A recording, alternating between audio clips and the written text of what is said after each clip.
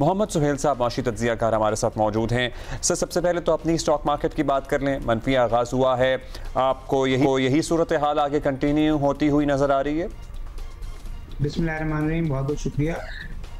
Stock market Pakistan के नीचे खुली है, इसमें कोई चौंका देने वाली बात नहीं है, बल्कि तवक्कुआत से कम गिरी है। और बड़ा सरप्राइजिंगली है कि जो एशिया की मार्केट्स हैं, जापान है, हांगकांग है, इंडिया वगैरह, तो तकरीबन 1% गिरी है। बहुत ज़्यादा गिरावट देखी नहीं गई है। इसी तरह जो तेल की कीमतें हैं, हमें लग रहा था कि बहुत बढ़ जाएंगी, वो भी कोई $1 बढ़ी हैं। जो 74 का था वो 75 हो गया है क्रूड ऑयल। तो ओवरऑल इम्पैक्ट जरूर हुआ है। ये जो वीकेंड पे डेवलपमेंट्स हुई हैं ईरान रिलेटेड, लेकिन इसकी क्या वजह है सुहेल साहब? इसकी क्या वजह है सुहेल साहब? जब एक्सपेक्टेशन थी बहुत ज्यादा की, तो इतना ज्यादा फर्क क्यों नहीं आया?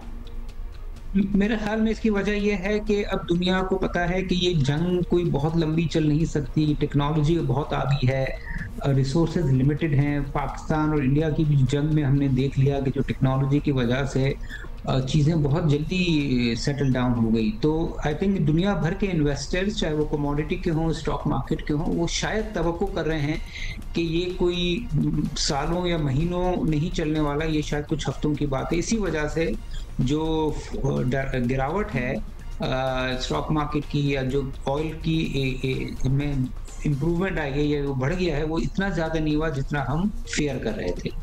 सर, अगर स्ट्रेट ऑफ हॉर्मुज़ बंद की जाती है, वहाँ से नकलो हमल मुतासर होती है, तो कितना इम्पैक्ट आ सकता है? और सबसे ज़्यादा कौन से ममालिक हैं जो मुतासर होते हैं, और यूजुअली रिजर्व कितना होता है मुल्कों के पास?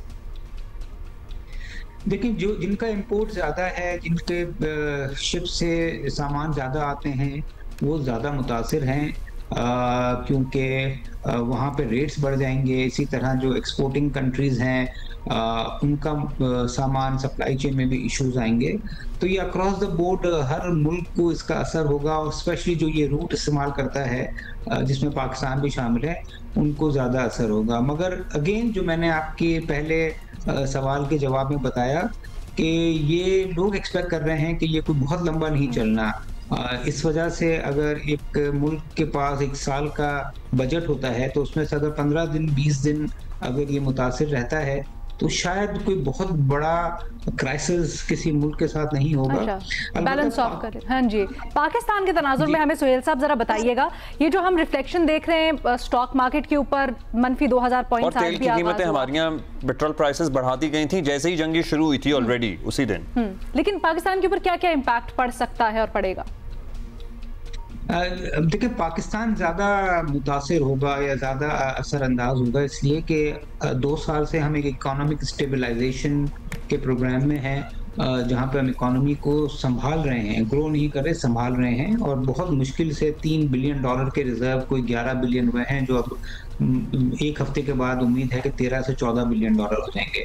और पाकिस्तान जैसा मुल्क जो है, उसका 26-27% जो इम्पोर्ट्स हैं वो ऑयल या RLNG या LPG होती हैं। तो हमारा ख्याल ये कि अगर $10 तेल की कीमत बढ़ जाती है और वो पूरे साल बढ़ी भी रहती है, तो $2 से $3 बिलियन पाकिस्तान को ज़्यादा चाहिए होंगे, जो इस सूरत हाल में बड़ा चैलेंजिंग और टफ होगा। तो पाकिस्तान जैसे मुल्क के लिए, जहाँ पे रिजर्व्स कम हैं, जहाँ पे ऑयल इंपोर्ट बिल 1/4 है, उसके लिए ये ऑयल प्राइस बहुत ऊपर रहे, ये बहुत नेगेटिव डेवलपमेंट है। अच्छा, एक और चीज़ है, क्योंकि ईरान अगर हॉर्मुज़ को बंद करता है, तो उसका ओवरऑल जो इफेक्ट है, या फिर उसका ट्रिकल डाउन इफेक्ट अमेरिका के ऊपर डायरेक्ट जाना चाहिए, उसी से मुतासिर होगा, या उसके एलाइज जो हैं, नेटो एलाइज, उनको कितना मुतासिर कर सकता है ये एकदम? ये थोड़ा सा हमें समझाइएगा। लेकिन जिस तरह मैंने पहले सवाल में बताया था कि सारी कंट्रीज जो इंपोर्ट एक्सपोर्ट पर रिलाई करती हैं, उनकी कॉस्ट बढ़ जाएगी, और जो एनर्जी की प्राइसेस बढ़ी हैं, उससे सब मुतासिर होंगे। तो और ये भी हो सकता है कि अगर ये ज़्यादा कंटिन्यू रहता है, अगर हफ्ते 2 हफ्ते की बात नहीं है, कहीं काफ़ी महीनों रहता है, तो दुनिया भर की इकोनॉमीज जो हैं, और बड़ी इकोनॉमीज अपनी GDP ग्रोथ, अपने रिजर्व्स, अपनी सारे इकोनॉमिक फोरकास्ट को वो लोअर करेंगी। तो यही उम्मीद है कि चूंकि ट्रंप साहब काफ़ी बिजनेस माइंडेड, कमर्शियल माइंडेड हैं, उनको इकोनॉमी को संभालना है, अमेरिका की इकोनॉमी भी रिसेशन में जा सकती है, तो बज़ाहिर लग रहा है कि शायद ये टेंशन बहुत ज़्यादा प्रोलॉन्ग ना हो। सर, अभी तो हमारे यहाँ ये जंग शुरू हुई थी, और उसका इम्पैक्ट मतलब उस तरह से तो फौरन तौर पे तेल की कीमत जिस दिन आलमी मार्केट में बढ़ी थी, उस दिन हमारे यहाँ बढ़ गई थी, हालांकि हमारे पास थोड़ा सा मार्जिन होता है, मतलब फौरी तौर पर उसे ट्रांसलेट कर दिया गया, आवाम पर मुंतकिल कर दिया गया। हमारे यहाँ कितना असर हो सकता है पेट्रोल की कीमतों में, बिकॉज जाहिर है उससे आम आदमी मुतासर होता है, फिर हर चीज़ महंगी होती है। नहीं, पेट्रोल की कीमतें तो अगर दुनिया में तेल की कीमत बढ़ेगी तो वो बढ़ेंगी। अब ये चूंकि हुकूमत ने सबक सीख लिया है पिछले 8 साल के पाकिस्तान का जो माशी क्राइसिस रहा कि हम पॉलिटिकल मकासद के लिए पेट्रोल की कोई प्रोजेक्शन होती है कि हाँ जी मैक्सिमम इतनी जा सकती है, या क्रूड ऑयल इतना जाएगा, अगर हालात बिगड़े भी तो इतना ऊपर जाएगा? कोई तैयारी होती है इस सिलसिले में?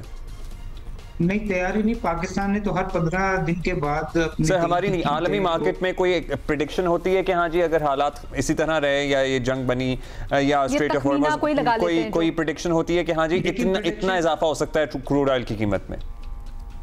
देखिए, अभी तो प्रेडिक्शन जो है वो पहले तो ये थी कि $70 के करीब रहेगा, जो आज $75 हो गया है। और जिस तरह मैंने कहा कि अगर ये पाकिस्तान के इंपोर्ट बिल पे $2 से $3 बिलियन का असर डाल सकता है अगर $10 बढ़े। और इसी तरह जो लोकल डीजल और तेल की कीमतें हैं वो भी हमें लग रहा है कि अगर यही हालात रहे तो अगले फोर्टनाइट में ये 10 से 15 रुपए बढ़ जाएंगी, क्योंकि हुकूमत के पास इतनी फिस्कल स्पेस नहीं है कि वो अपना टैक्स कम करे। अच्छा सुहेल साहब, ये समझाइएगा थोड़ा, एक थ्योरी ये पेश की जा रही है कि अगर हॉर्मुज़ बंद होता है तो इससे चीन के ऊपर बहुत ज़्यादा इफेक्ट पड़ेगा और अमेरिका कहीं ना कहीं इससे इतना ज़्यादा मुतासर नहीं होगा, इसलिए वो इस इकदाम से भी जो चीन के ऊपर प्रेशर पड़ेगा वो चाहेगा कि माशी तौर पर चीन थोड़ा सा मुतासर हो। क्या इस थ्योरी में कोई वजन है, या ये इतना इम्पैक्ट कर सकती है कि एशिया और सेंट्रल एशिया की इकोनॉमी ज़्यादा मुतासर हो अमेरिका के ऊपर इम्पैक्ट से? देखिए, इस तरह की थ्योरीज और फिर कॉन्स्पिरेसी थ्योरीज अब चलती रहेंगी, मगर ये आपके पास सही है कि क्योंकि ये रीजन ज्यादा मुतासिर होगा ना, जिस रीजन में ईरान है उस रीजन की कॉस्ट ज्यादा बढ़ेंगे, जिसमें पाकिस्तान है, इंडिया है, बांग्लादेश है, चाइना है और फार ईस्ट है, ये ज्यादा मुतासिर होंगे। और जो अमेरिका चूंकि बहुत दूर है, नॉर्थ अमेरिका, साउथ अमेरिका, तो वो शायद मुतासिर नहीं होगा। तो ये एक फैक्टर हो सकता है, मगर ये शायद अमेरिका की थिंकिंग शायद इस तरह की ना हो, क्योंकि वो थोड़े से प्रो इकोनॉमिक ग्रोथ है, तो उनका शायद टारगेट यही होगा कि ये जो ईरान का मसला है जल्द से जल्द हल हो। और तो इकोनॉमिक टर्म्स में इसको काउंटर प्रोडक्टिव स्ट्रैटेजी तो नहीं कह सकते, या कह सकते हैं?